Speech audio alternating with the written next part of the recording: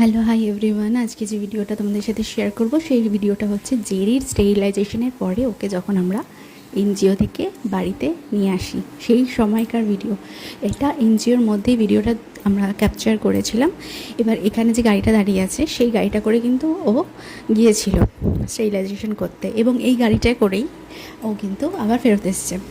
তো ও এই গাড়িটাকে চিনতে পেরে প্রথমত তো প্রচণ্ড খুশি হয়েছে, আর আমার মাকে দেখে, আমার দাদাকে দেখেও খুব খুশি হয়েছে।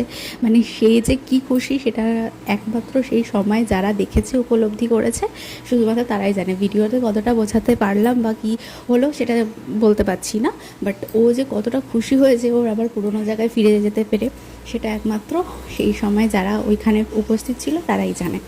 তো যাই হোক, আমরা ওকে স্টেরিলাইজেশন করিয়েছিলাম মাদার হার্টস এনজিও থেকে। তো সেখানকার সার্ভিস অত্যন্ত ভালো এবং সবাই খুব কোঅপারেটিভ। আর ওর এখনও পর্যন্ত কোনো কমপ্লিকেশন আমরা দেখতে পাইনি। 3 থেকে 4 মাস হয়ে গেল ওর স্টেরিলাইজেশন কমপ্লিট।